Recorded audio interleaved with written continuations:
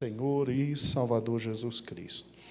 Eu quero convidar uns irmãos para abrirem em Ageu, capítulo 2. Ageu, capítulo de número 2. Louvado seja o nome do Senhor. Em Ageu, capítulo de número 2, Ageu é um livro que raramente a gente abre nos cultos, né? Então eu te recomendo pegar do final para ali no meio, né? Você pega Malaquias e vem voltando, aí vem Zacarias, aí você pega e encontrou Ageu. Ageu é o terceiro de trás para frente, tá bom? Então acho que fica mais fácil, porque todo mundo consegue encontrar Mateus, né? Então é só pegar Mateus, aí volta Malaquias, aí volta Zacarias, e aí volta, encontrou Ageu, tá bom? Ageu tem 2 capítulos, é pequenininho, né? Bem pequenininho. E no capítulo de número 2, versículo 20, diz assim: E veio a palavra do Senhor segunda vez a Ageu, aos 24 do mês, dizendo: Fala a Zorobabel, príncipe de Judá, dizendo: Farei tremer os céus e a terra, e derribarei o trono dos reinos, e destruirei a força dos reinos das nações, e destruirei o carro e o que nele se assenta, e os cavalos e os que andam montados neles cairão, cada um pela espada do seu irmão. E naquele dia, diz o Senhor dos Exércitos, te tomarei, ó Zorobabel, filho de Sealtiel, servo meu, diz o Senhor, e te farei como um anel de selar, porque te escolhi, diz o Senhor dos Exércitos. É interessante, né? Aqui nós temos mais uma parte daquilo que nós chamamos de profecia pós-exílica. Então, o povo aqui já tinha voltado. Aqui o povo, ele está exatamente naquele momento de reconstrução do templo, e Deus, usando o seu servo Ageu, muito obrigado, meu pastor, porque Ageu, ele profetiza no ano 520 antes de Cristo. E o templo é construído exatamente, ou reconstruído, o segundo templo em 515, uma festa muito grande de dedicação do novo templo, dentro das possibilidades que eram bem extremas. E aqui mais uma palavra de Deus dedicada a esse homem chamado Zorobabel, que é o grande chefe do povo de Deus quando retorna. Ele, eu estava pesquisando, como já falei para os irmãos, ele é descendente de Joaquim, aquele rei, filho de Davi, né, que vai para o exílio babilônico, e ele é o grande homem que Deus chama, junto com o sumo sacerdote Jóshua, para a reconstrução, exatamente nos momentos mais difíceis do templo. E hoje nós queremos dedicar um segundo estudo exatamente a Zorobabel. O último estudo que tivemos data, eu acho que quase de, ou 20 dias, ou quase de um mês, está por aí. Aí tivemos, né, congresso, teve uma série de fatos. Sexta-feira passada, pastor Elias nos trouxe mais razões para a encarnação, e hoje eu estou trazendo o que nós podemos chamar de o período de Zorobabel, segunda parte, tá? Mas está tudo em sequência, está tudo direitinho, está lá na playlist, os irmãos podem acompanhar, e preparei slides para esse momento aqui. Essa palavra é muito importante nesse momento. E vamos ver, irmãos, o fim do período de Zorobabel, para aí sim podermos entrar no período de Esdras e aí depois no período de Neemias. Então, sem sair completamente de Ageu, capítulo 2, volte, por gentileza, a palavra do Senhor lá no livro de Esdras. Por gentileza, retorne ao livro de Esdras, e eu quero fazer com os irmãos uma divisão muito fundamental. Por quê? Porque escrito por Esdras, do capítulo 1 até o capítulo de número 5, você tem exatamente o quê? Você tem um período de Zorobabel, numa luta muito grande para poder edificar o templo. E no capítulo número 6, você tem o templo edificado, você tem a consagração do novo templo, essa grande festa maravilhosa, e a gente pega e sai do capítulo 6 e olha para o capítulo 7 como se fosse um dia após a construção do templo, entendeu? A impressão é essa: construiu, teve a festa, tudo direitinho. Então vamos agora para o capítulo 7. E aí pensa que no dia subsequente ocorreu o que está aqui. Não, de maneira alguma. Entre o capítulo 6 e o capítulo 7 nós temos 80 anos, irmãos. Esdras chega 80 anos após. 80 anos. É um período muito grande.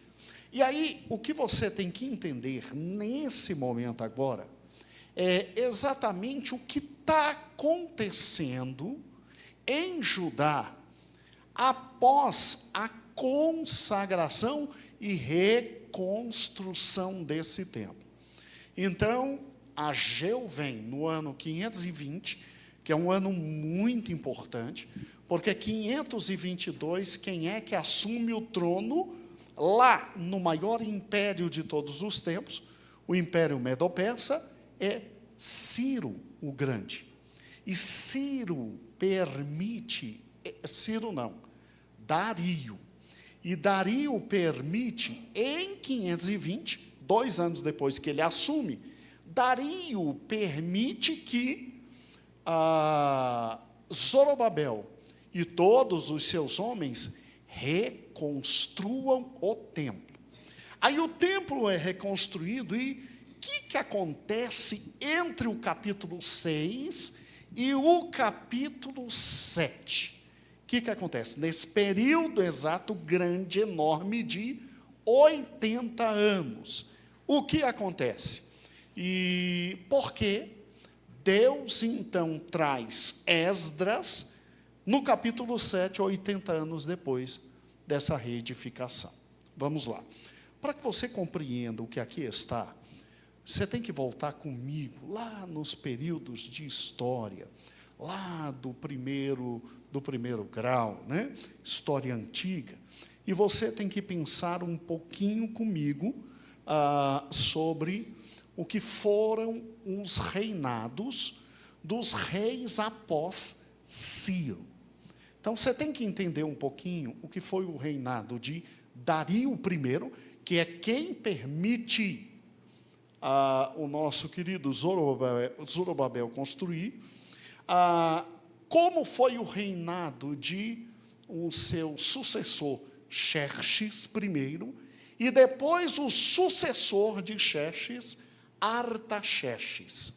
O que aconteceu nesse período?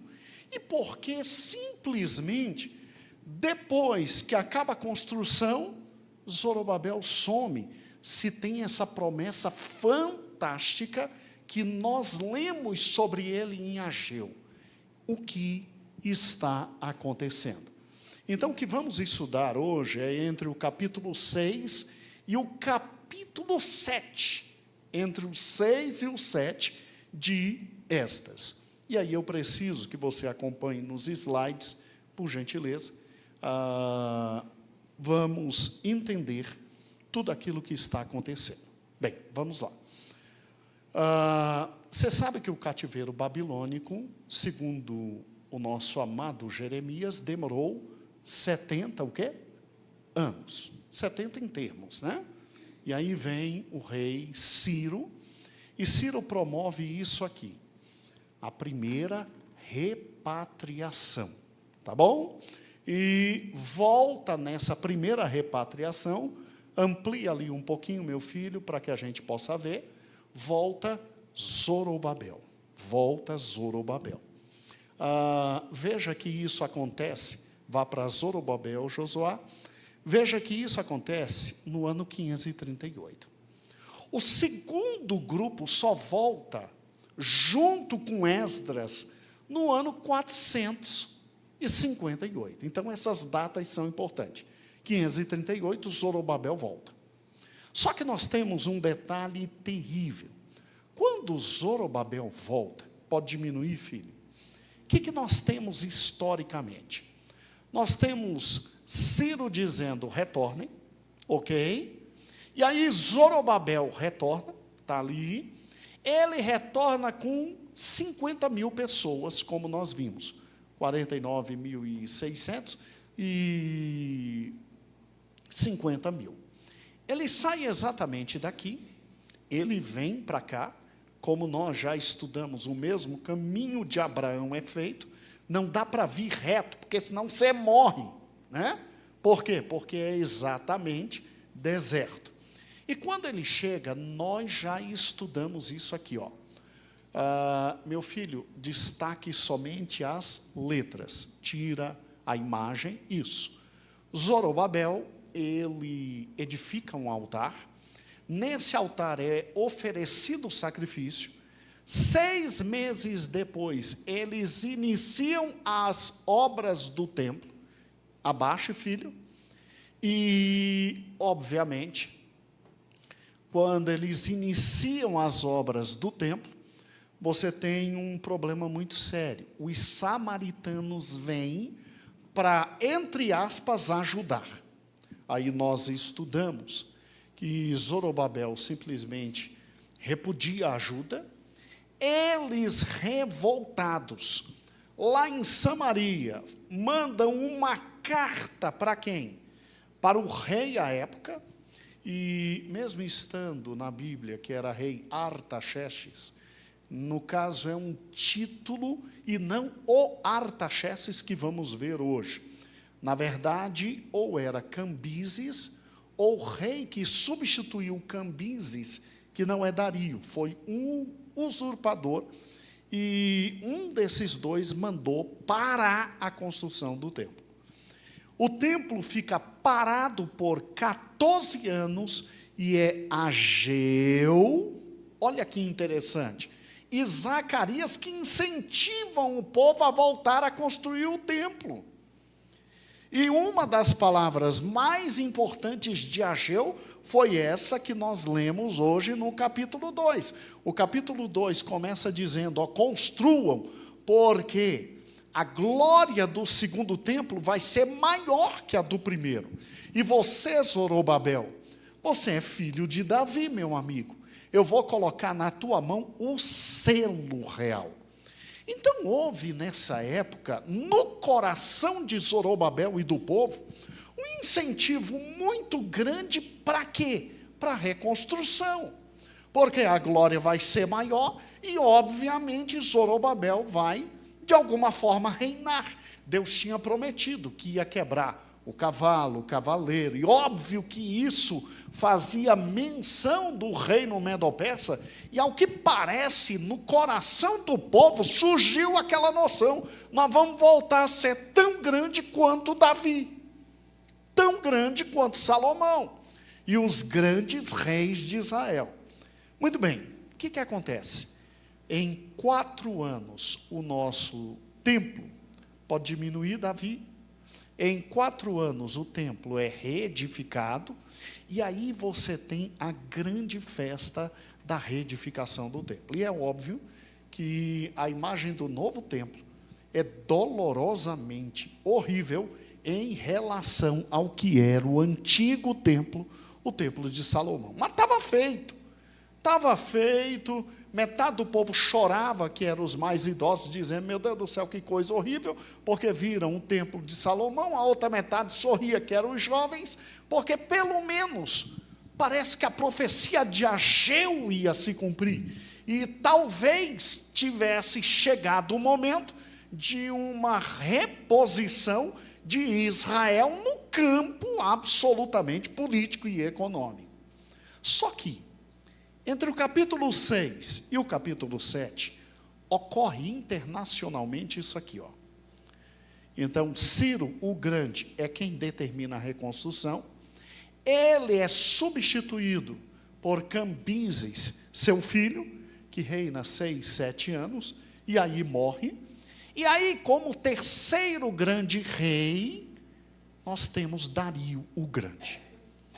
É a partir daqui que o capítulo 6 e o capítulo 7 têm o seu contorno. Por quê? Porque Dario o Grande, ele reina exatamente, ele é o terceiro grande rei, 35 anos, tá? Quando você diminui de 522 a.C. para 486, dá 36 anos. Mas ele morre há 3 meses antes de completar 36 anos, entendeu? Tá? Quando você pega ali o final de um ano e o início do outro, então dá exatamente isso, 35 anos. Agora, olha que interessante. Ele começa a reinar em 522. A reconstrução do templo foi a partir de 520 e terminou em 515. Pastor, de onde você tirou essas datas? Do cronograma que lhe entregamos na última vez que demos a aula. Se lembra o cronograma? Guardou aquele cronograma? Aquilo ali é fantástico, é do professor Oswaldo Pinto. Quem precisar, o pastor Eber depois pode conseguir. Mas o cronograma está todinho. Então, olha que interessante. 522, 538, começa a reconstrução. 539 para a construção do templo. E ela fica parada até 520. Porque 522, quem assume? Dario I. E Dario, quando assume, ele tem no início do reino dele, muito problema. Por que muito problema? Porque você se lembra que a Pérsia, quando dominou o mundo inteiro, os medo-persas, eles dividiram o mundo em sátrapas, ou satrapias. Pois é, trocou o rei, imediatamente várias das satrapias começaram a querer a sua independência. Aí Dario teve que abafar isso, e fez na base da força mesmo. Aí depois que ele pacificou todo o mundo, e inclusive, pense comigo, se em 520, Ageu vem com essa profecia de Ageu 2, foi um milagre Zorobabel não morrer. Por quê? Porque de 520 até 521 a.C., Dario está descendo a pancada em todo mundo, porque as satrapias estão querendo se rebelar. Vem Ageu, esse maluco, e me diz que a glória do segundo templo será maior e que Zorobabel ia ser como Davi. Ageu está pedindo o quê? Ageu está pedindo que Dario venha e acabe com tudo. Acabe com tudo. A nossa sorte, segundo alguns judeus interpretando isso, eles dizem, a nossa sorte foi que a profecia não chegou aos ouvidos de Dario. E olha que tudo que acontecia em Judá, o pessoal de Samaria contava para o imperador lá do outro lado, para tentar impedir. Como é que essa profecia não chegou? Então, a reconstrução do templo foi um milagre, irmãos. Em 5 anos foi um milagre.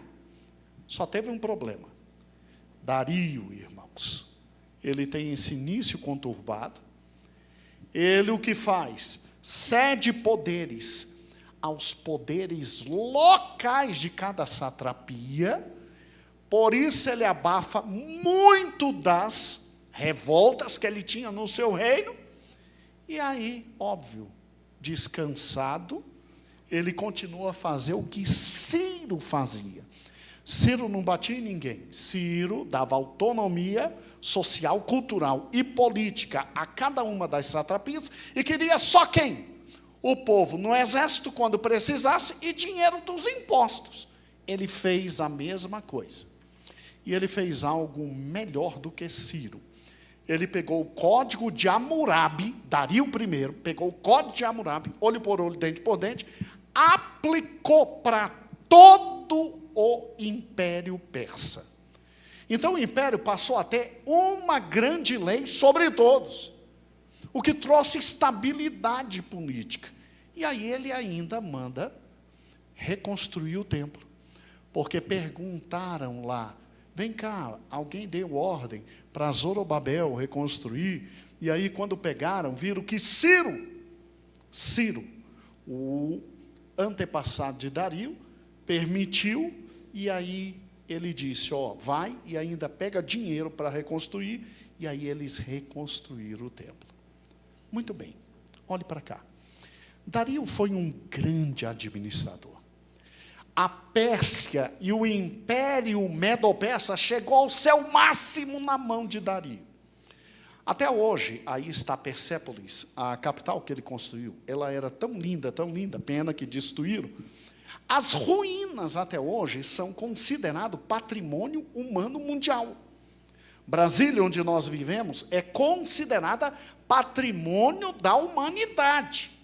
Persépolis, construída por Dario, era tão fantástica que as ruínas são o que Brasília é. Ninguém pode mexer. Ninguém pode mexer. Olha que fantástico. Dario também, ele alcançou o máximo possível do império. Veja que ele consegue alcançar o que Cambises não alcançou, que é a parte grega, ali em cima. Então, a parte grega ele alcança, ele avança contra a Grécia.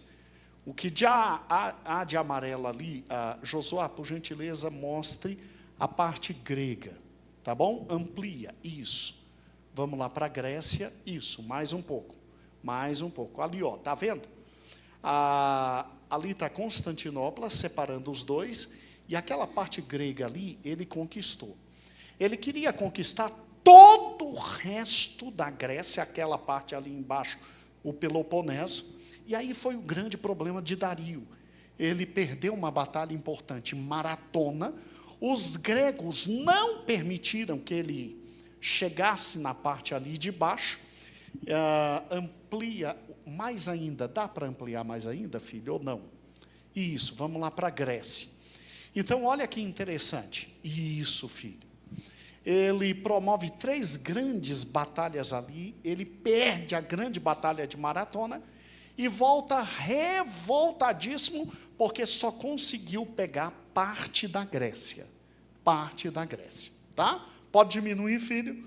E aí, Dario o Grande, ele morre. Ele constrói também aqui, o que a gente chama de Estrada Real, que leva de Sardes até Suzã e Persépolis, uma estrada muito importante para o comércio, e ele ainda faz isso aqui. Josué, por gentileza, você está vendo a volta que tinha que se dar para mercadorias saírem ali da Europa e chegar lá do outro lado, na querida Ásia? Pois é. Amplie agora para que eles vejam o canal de Suez, filho. Isso. Agora vai do início do rosa. Isso. Olha que interessante. Se ao invés de você dar a volta, você vem pelo meio do mar Egeu aqui, no Mediterrâneo. Então vamos lá, vai no Mediterrâneo. E ao invés de dar a volta, você conseguir atravessar o Egito ali e descer, você economiza muito tempo e muito recurso. O canal de Suez foi uma conquista da humanidade que nós só tivemos em 1800 e pouquinho. 1800 e pouquinho. Só que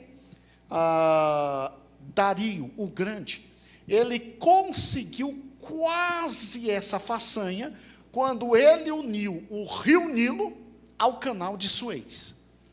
Ele diminuiu bastante. Então, um estrategista extraordinário, e ele ainda traz para o mundo isso aqui, a moeda.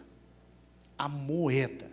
Até esse momento, o mundo conhecia parcialmente em alguns povos a moeda. Com Dario, a moeda se torna universal e você tem um produto que ele pode arrecadar e com esse produto trocar por qualquer outro. Isso significou o quê? Uma revolução muito grande. É o Dárico. Nesse precioso livro que eu já pedi para os irmãos comprarem, vamos lá, você tem as obras de Dario elencadas, dizendo de forma muito tranquila e direta. Josué, vamos ver se a gente consegue ler o mais rápido possível, para que os irmãos tenham isso. Acompanhe a leitura comigo. Vamos lá? Os feitos de Dario foram muitos e brilhantes. Seus monumentos em Persépolis e outras localidades. O canal que ele construiu unindo o Nilo ao Mar Vermelho. O complexo rodoviário que facilitava as comunicações de um extremo ou uma extremidade à outra do império, suas amplas reformas legais, né? Código de Hammurabi. Vamos lá? O aperfeiçoamento de um sistema padronizado de moeda, ou seja, a cunhagem de moedas, né? Continua, vamos lá? Continue, isso. O que muito contribuiu para promover, olha o que esse cara conseguiu criar, o sistema bancário, o comércio, a indústria. Dario não era qualquer coisa, né? E muito mais. Em suma, o reinado de Dario, a Pérsia alcançou seu auge somente numa campanha, e sua campanha mais ambiciosa, coitado, podemos dizer que Dario fracassou. Pode retirar, filho. E que campanha foi essa? Foi a campanha de conquistar toda a Grécia e simplesmente ele perdeu a batalha de Maratona. A batalha de Maratona. Dario então voltou e Dario estava se preparando de novo para conquistar a Grécia, mas morreu. E, amados irmãos, aí está o túmulo de Dario. Você pode visitar, ele lá está até hoje. Fica ali, mais ou menos no sudeste do Irã, perdão, e aí está o seu grande sarcófago, né? Muito bem. Dario foi substituído por Xerxes. Irmãos, aqui nós temos um problema muito sério. Alguns dizem que Xerxes foi o marido de nossa querida Esté. Outros dizem que é o próprio Artaxerxes, filho dele. A melhor compreensão que se tem é essa aqui, de que Xerxes, ele, o filho de Dario, né, se casa com a filha de Ciro, né, para ampliar o seu poder, e 80% diz que ele teve como esposas, em primeiro lugar, a nossa querida Vasti, e em segundo lugar, a querida Esther. Agora, outros dizem que Vasti e Esté está atrelada ao filho dele, Artaxerxes. Tá bom? Sem nenhum problema, não há erro nenhum em se colocar um e outro. Eu, pessoalmente, creio que Xerxes foi realmente o marido de Vasti e de Esté. Agora, e Artaxerxes, como está na Bíblia, né? seria mais um título de Xerxes, sem nenhum problema, mas se você colocar Vasti e Esté em Artaxerxes, primeiro, que é o filho dele, sem nenhum problema. Preciso que você acompanhe esses fatos históricos aqui. Isso aqui é muito importante para a gente. Meu filho, amplie, por gentileza, saindo da Ásia e indo depois para a Europa. Irmãos, esse menino, quando o pai morreu, ficou tão revoltado que Dario não conseguiu a Grécia, que a vida dele foi investir na Grécia. E eu preciso que você recorde isso comigo para a gente entender a palavra de Deus. Vamos lá. O Império Persa, ele sai daqui e ande, meu filho. Ele tem que atravessar este estreito aqui. Parou, diminua. Esse estreito pode diminuir, normal. Esse estreito era algo tão perigoso e tão pesado, porque ele tinha 2 meios de alcançar a Grécia, atravessando todo o mar de um canto para o outro, ou andando pela terra. Só que aquela parte ali, ele tinha que atravessar o mar. Olha o que ele fez. Olha o que ele fez. Você está vendo isso aí? Ele botou navios persas, um do lado do outro. Xerxes, primeiro, construiu uma estrada e simplesmente passou. Passou. Com seu exército inteiro. Ele fez isso em 1 mês, só isso. Agora, voltando aqui, aqui, ó. É muito mais fácil atravessar ali, que é pequenininho, do que atravessar o mar Egeu todinho, né? Tá? Como o pai dele fez para atacar os gregos e quebrou a cara. Sabendo que toda aquela parte rosa ali já é dele. Então, ele teve suficiente calma de simplesmente Xerxes, isso é provado historicamente, botar um barquinho do lado do outro. Ele era dono do mundo, ele tinha recursos, ele pegou os melhores engenheiros da Grécia, porque parte da Grécia era dele, ele dominava, e os caras construíram uma ponte móvel, só para ele atravessar. Não é fantástico? Atravessou ele e o seu exército. Aí depois dele atravessar aqui 1 mês para isso, sem nenhum problema, ele vem e anda toda a Grécia, e ele desce aqui, até chegar nesse ponto estratégico. Amplia, Josué, por gentileza. E aqui ele tem a sua primeira grande guerra, pode ir lá para o outro lado, vamos lá? Aqui ele tem a primeira grande guerra, que é a guerra das Termópilas. Ou seja, vamos lá, vai lá para baixo, meu filho. Os grandes espartanos foram chamados para serem os primeiros a defender a Grécia. Suba, meu filho. E os espartanos, eles foram simplesmente tão grandes, eles eram heróis tão fantásticos, que eles foram para aí com 1000 gregos. O filme 300, de Leônidas, o grande rei espartano, diz que ele estava só com 300 aí esperando os 200.000 persas. Não, ele estava com 1000. E ele quase conseguiu acabar com os 200.000 persas que tentaram passar por aí. Tá? Diminua, filho, por gentileza. Para você ter uma ideia do que foi essa luta, e eu preciso que você grave isso, os pobres persas, entre aspas, tinham que passar por um istmo muito pequeno. E aí os gregos, com vantagem, só esperavam os persas para matar. Depois de 2 meses de guerra, os persas venceram os gregos, óbvio. E a cabeça de Leônidas, o rei de Esparta, ficou numa lança de Xerxes para ele apresentar para todo mundo. Agora, olha que interessante, depois que eles fizeram isso, eles descem para cá. Amplie, Josué. Eles descem então para Atenas.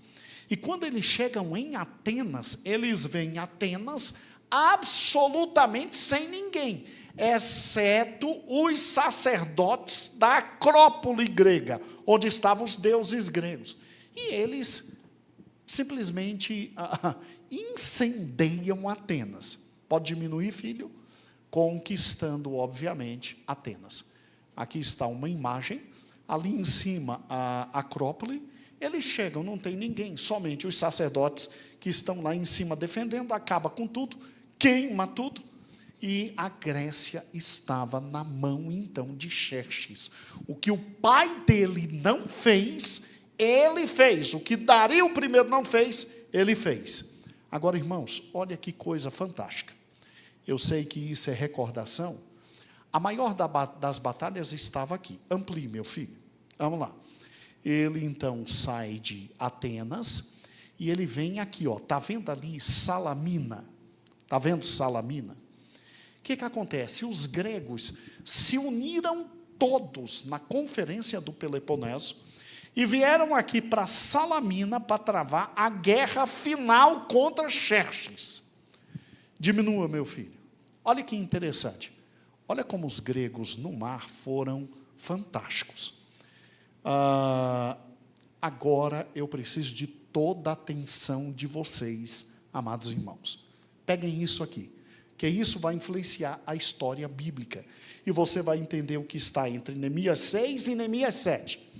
Vamos lá. Josué, por gentileza, amplie.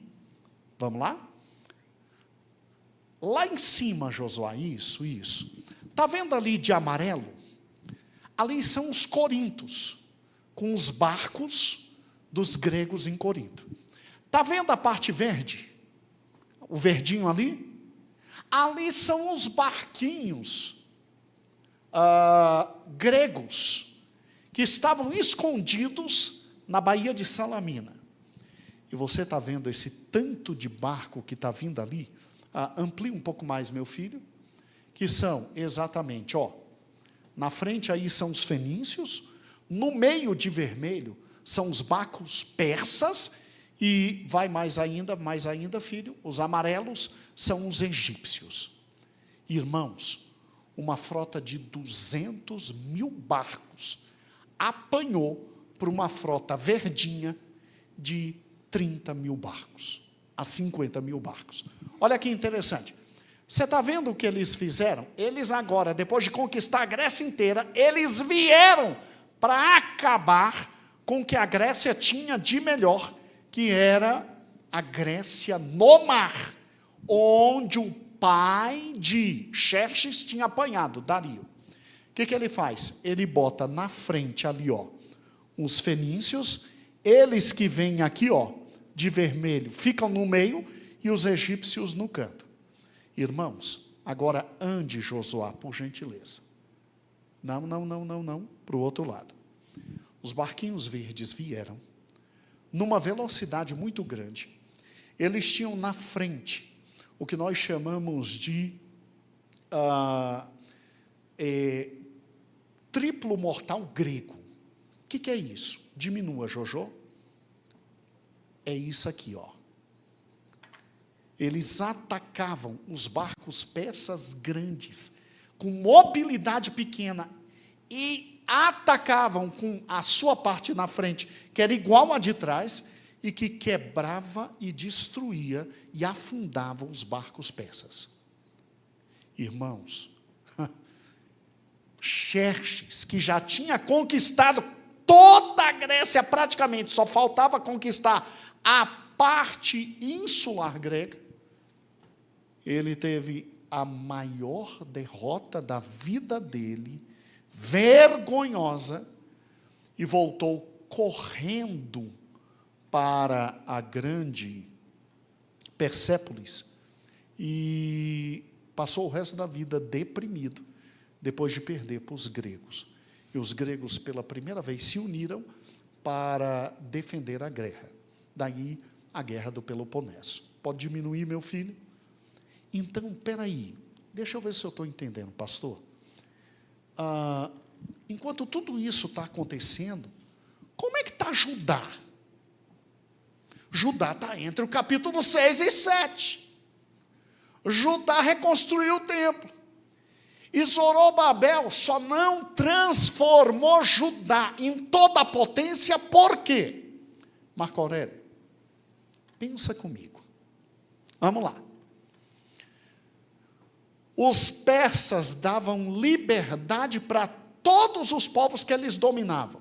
Mas na hora de chamar para o combate, todos os homens tinham que ir. Então é óbvio, a obrigatoriedade dos homens de participar das guerras tirou de Judá o quê?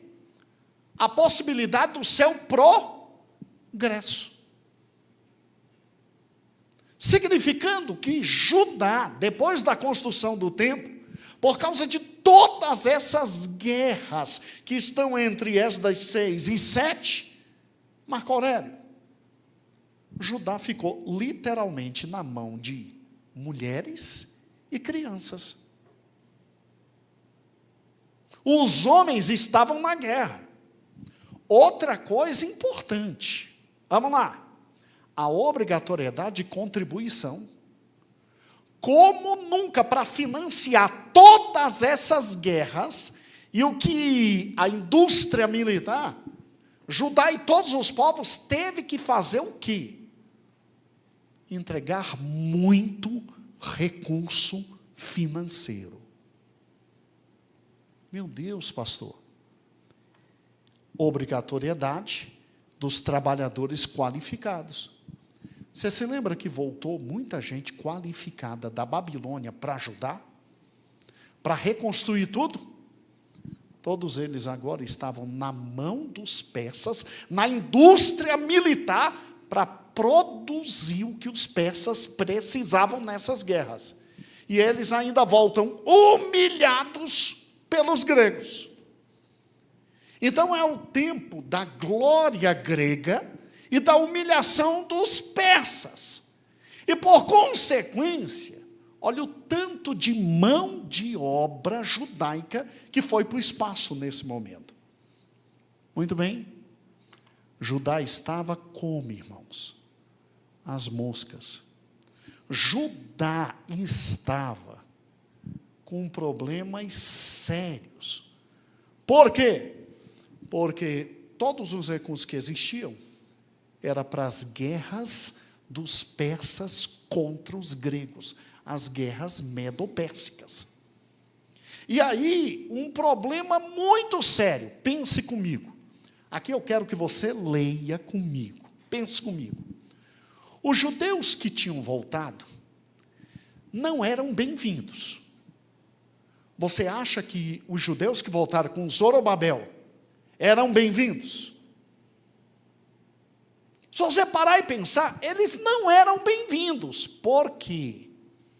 Por causa da questão da terra e por causa da questão da religião. Vamos lá, pensa comigo. Quem tinha ficado em Jerusalém tinha tomado posse da terra. Quem voltou, voltou dizendo, essa parte aqui é minha. Então teve o quê? Conflito entre quem ficou e quem foi.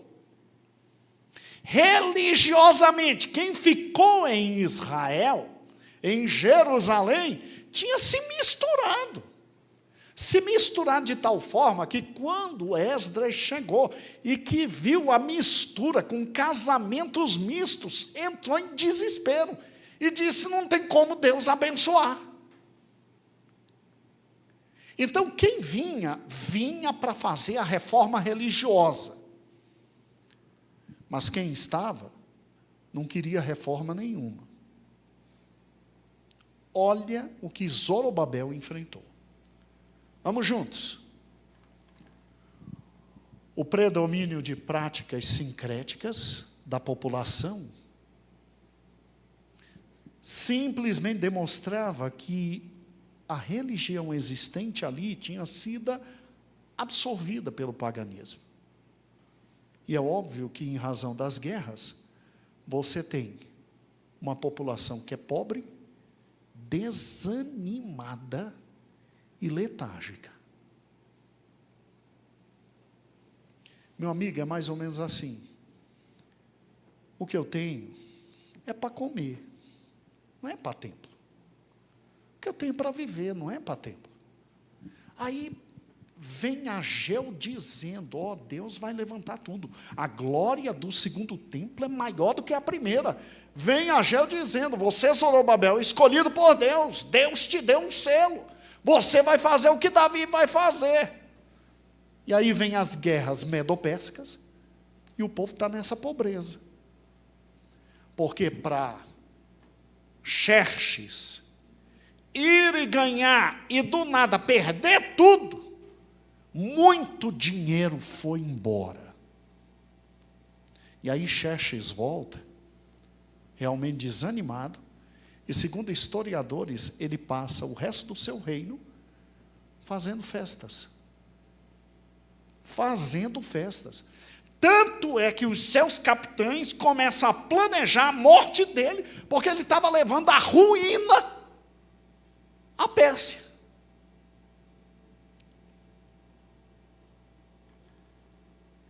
Zorobabel some. Entre Esdras 6 e Esdras 7, quem é que some? Zorobabel.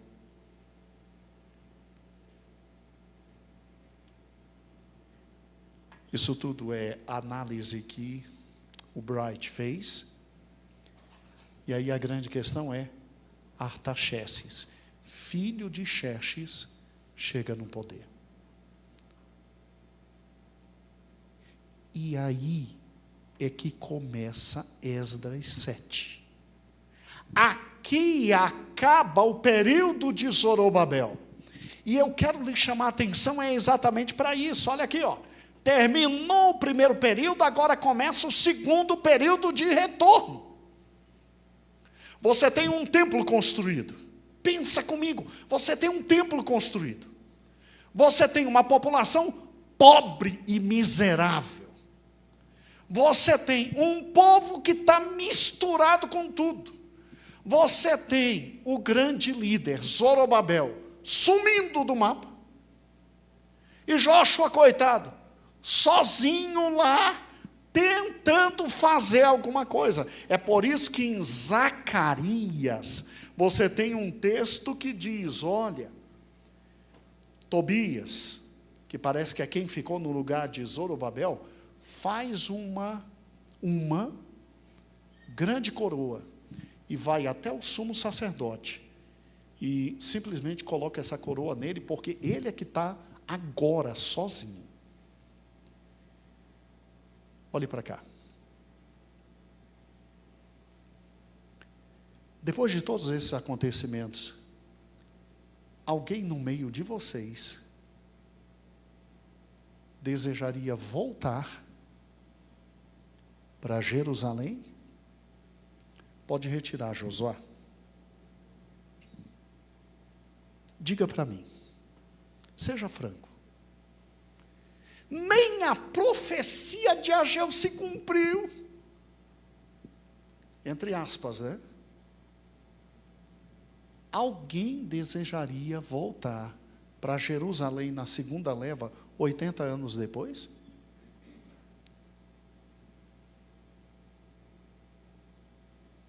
Você tem um povo pobre, miserável, com fome, espoliado, com um tempo que está funcionando na louca, com uma religião completamente errada.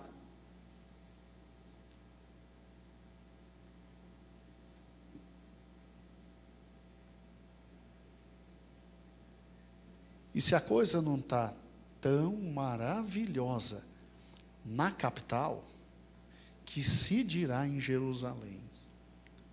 Mas aí em Esdras capítulo 7 se diz assim, versículo 1.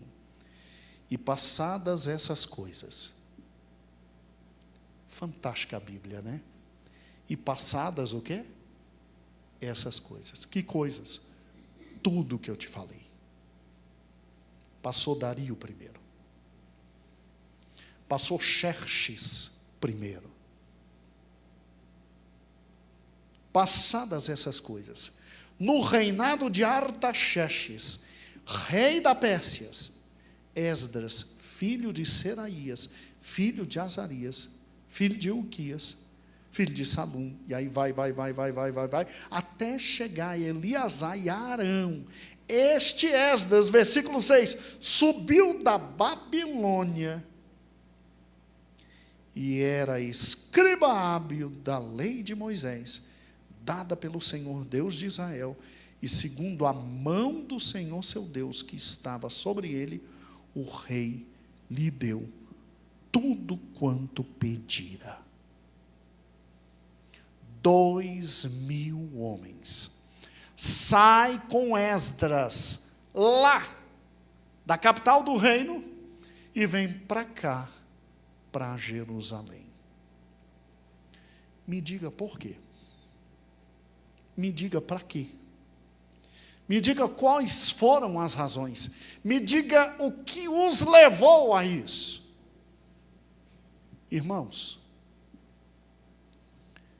pare e pense comigo. Qual é a importância que Jerusalém tinha nesse cenário mundial entre o capítulo 6 e o capítulo 7? Duas opções: nenhuma. Segunda opção, 0 à esquerda. Jerusalém era o quê para Dario e seu filho Xerxes? Jerusalém significava o quê para esses homens?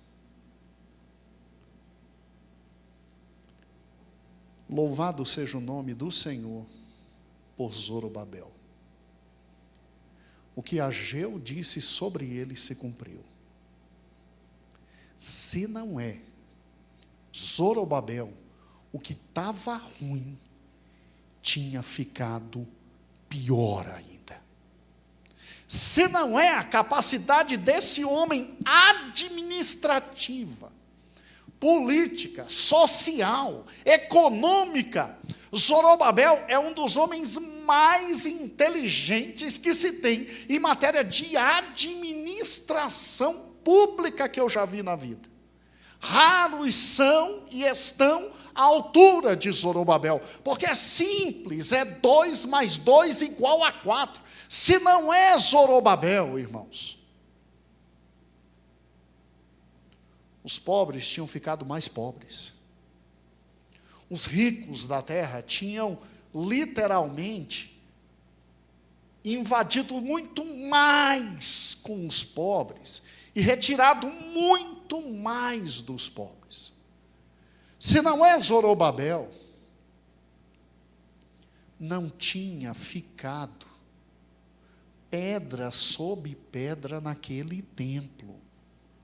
Porque, escute, os samaritanos se sentiam muito à vontade para simplesmente tentar agredir de todas as formas os judeus. Se não é Zorobabel, o templo não funcionaria. Se não é Zorobabel, a fome se expandiria. Se não é Zorobabel, o que tinha sido de Judá? Porque seus melhores homens, seus melhores recursos, sua prata, seu ouro, a comida, tinha e estava indo direto para as guerras medopérsikas, porque o ego de Dario fazia com que Dario não coubesse nele.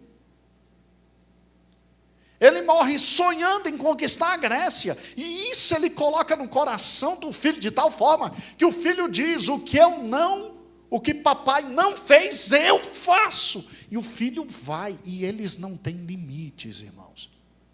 É que eu não posso descrever todos os fatos das guerras.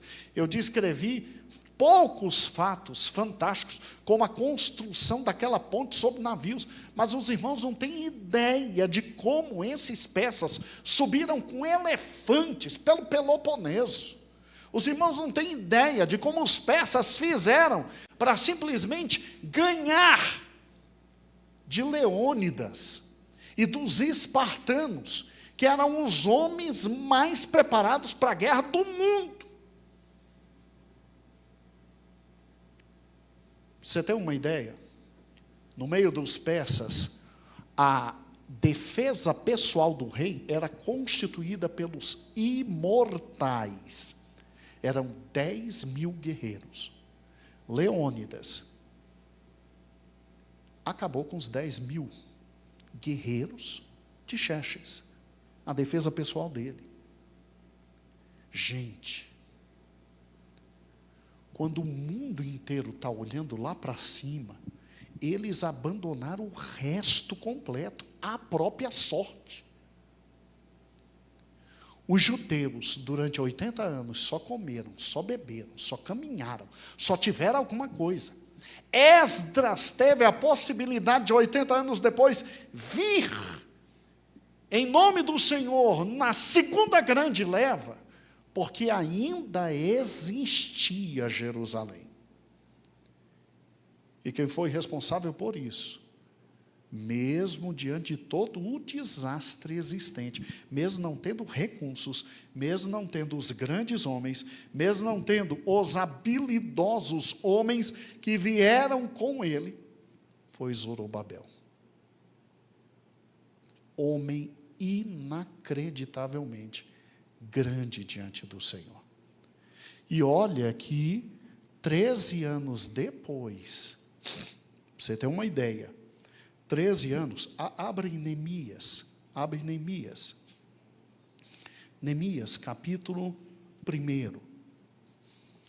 Quando você pega Neemias capítulo 1, versículo 2, que diz: e veio Anani, um dos meus irmãos, e ele e alguns de Judá, e perguntava pelos judeus que tinham escapado e etc.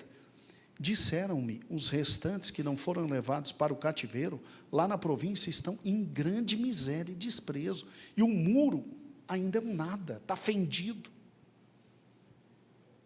Gente, é miséria, sim, é desprezo, é.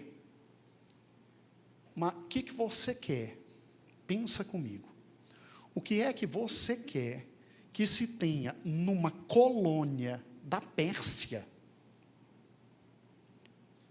Se o grande império está envolvido só em guerras. É desprezo mesmo, é miséria. Agora, no meio do desprezo da miséria, irmãos, o povo ainda comia, o povo bebia, o povo se alimentava, o povo ia para as festas sagradas, o povo ainda servia a Deus, de forma errada, de forma incorreta, mas ainda servia a Deus no templo. E é nesse momento em que não se tinham recursos e não se tinha nada em Jerusalém, que Deus sim cumpre o que falou por meio de Ageu. Eu, Zorobabel, te escolhi e te coloco como um selo na minha mão. Ele foi homem grande, que permitiu com que o resto não fosse triturado. E o que é bonito é que nesse meio termo, seja com Xerxes, agora escute isso, seja com Xerxes, que volta humilhado dos gregos, e aí passa o resto da vida dele na bebedeira e nas festas, e aí ele quer apresentar a sua esposa, Vaxi, ela não vem, aí colocam lá no meio quem? Colocam no meio Esther, ou seja, com seu filho, Artaxerxes, sem nenhum problema. Você ainda tem uma nova tentativa de eliminação completa dos o quê? Dos judeus. E Deus preservando o seu povo. Deus amando o seu povo. Guardando o seu povo. Com misericórdia e com graça. Sabe, irmãos, quando eu penso nisso, é interessante, né, como a gente quer os grandes líderes e retrata os grandes homens nesses momentos maiores da glória de Deus. Mas eu paro e penso, quem foi maior? Quem foi maior? Né? Foi Davi ou foi Zorobabel? Cada um foi um homem de Deus no seu tempo. E Zorobabel me faz ver o que Cristo seria no futuro. Cristo no meio dos pobres, no meio dos miseráveis, no meio daqueles que não tinham o que comer, amados. Tanto é que o próprio Cristo diz, vocês estão comigo, é por uma razão extremamente simples. É porque eu dou para vocês o pão de cada dia. Zorobabel é uma figura de Cristo no Velho Testamento. Zorobabel é um homem à altura de Deus, que é usado por Deus no meio da miséria, para que no meio da miséria um povo não se acabe, não se arrebente. Por quê? Porque só um homem como Zorobabel, para conseguir administrar tão pouco, e todos ainda terem pelo menos um pouquinho. Você já parou e pensou, por que José, ele passa muito tempo na casa de Potifar, administrando a fartura, e da casa de Potifar, José vai para a cadeia? Vamos lá, se hoje a papuda já é difícil, e na época de José, você acha que tinha comida suficiente? Você acha que os presos tinham direitos humanos na época de José? Gente, o carcereiro mor, o diretor da papuda da época, entrega para José a chave e diz, cuide. Você acha que algum preso morreu de fome na época em que José estava administrando? E você acha que eles davam o que havia de melhor e ração fantástica? Você acha que preso na época de José tinha comida manhã, tarde e noite? Você acha que preso na época de José botava fogo em colchão? Que é uma cela maior? Você entendeu o que eu estou falando? Você entendeu que José foi instruído por Deus e aprendeu a administrar na fartura, casa de Potifar, e na pobreza extrema, que foi a penitenciária da época? Sabe por que José teve que passar por essa universidade toda? Porque depois Deus entregaria na mão dele o mundo. E viriam 7 anos de quê? Fartura. E depois 7 anos de quê? Só quem sabe administrar no zero, no nada, poderia depois pegar o mundo inteiro e evitar que o mundo morresse de fome. Zorobabel era um homem no nível de José. Grande, forte, poderoso, inteligentíssimo, de um raciocínio fantástico. Deus cumpriu, sim, o que ele disse a Zorobabel. Um anel de força e de poder estava na mão dele. E, depois da construção do templo, Israel não sucumbiu, porque Zorobabel estava lá.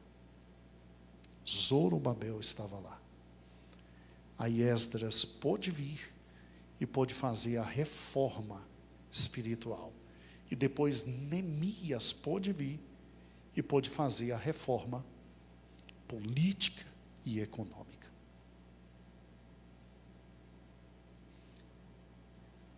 Irmãos, para os momentos mais delicados da história, Deus envia os seus melhores homens. Creia nisso. Os momentos mais difíceis da história, Deus escolhe a dedo o que Ele tem de melhor e Ele bota para que aquilo que está naquele momento maior de tormento e dificuldade vá sobrevivendo, quase morrendo. Mas depois o Espírito Santo vem. E o Espírito Santo levanta absolutamente tudo. No momento mais difícil da história humana, Deus mandou o grande e único Zorobabel, seu filho amado. E é por isso que até hoje a gente respira. Sério. Um dia o Senhor vai te dar a oportunidade. Vai à Europa. É fantástica. Conheça todos os recantos da Europa. Você vai ver quanta riqueza, quanta beleza, quanta prosperidade. E hoje distantes do Senhor. Mas um dia eles estiveram por um fio para cair na morte. E Deus usou grandes reformadores como Lutero, Zwinglio, John Knox, e os levantou. E hoje, eles usufruem até hoje disso. Você sabe por que o mundo ainda é mundo? E a gente tem direitos humanos, tem comida, tem bebida, tem água. Você sabe por que o sol ainda nasce? Você sabe por que a vida ainda se ressurge? Você sabe por que mulheres ainda querem casar e terem filhos? Você sabe por que a vida ainda existe? Porque um dia Jesus pisou aqui. E os benefícios da vida dele aqui, como simples cordeiro de Deus que tira o pecado, ainda existem. Você já imaginou quando ele voltar? E quando ele estabelecer seu reino milenal? E depois quando vier o reino eterno dele? Maranata, ora vem, Senhor Jesus. Que Deus maravilhoso, né? Que Deus maravilhoso. Pegue por gentileza hoje em casa o cronograma, tá bom? Quem não tem, só pedir para o Weber. Pegue o cronograma e vá vendo detalhe a detalhe, ponto a ponto. E você verá quão gloriosa é a palavra de Deus. E louvamos a Deus por homens como Zorobabel. Louvado seja o Senhor. Senhor meu Deus, muito obrigado pela tua palavra. O quanto ela é rica, o quanto ela é maravilhosa, o quanto ela é gloriosa. Deus eterno, o mundo estava absolutamente absorto nas grandes guerras dos chamados reis maiores, Dario, Ciro, Xerxes.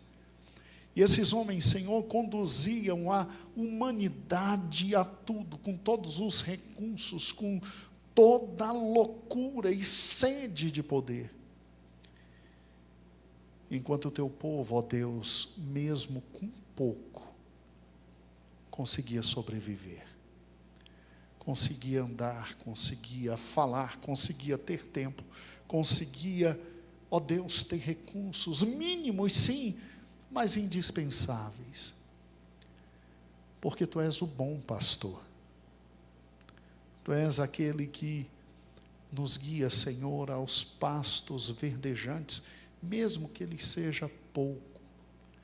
Tu és aquele que, nesse cenário de vida e morte, tu estás conosco, nos acompanhando, nos protegendo, no vale, ó Deus, no vale da vida e da morte.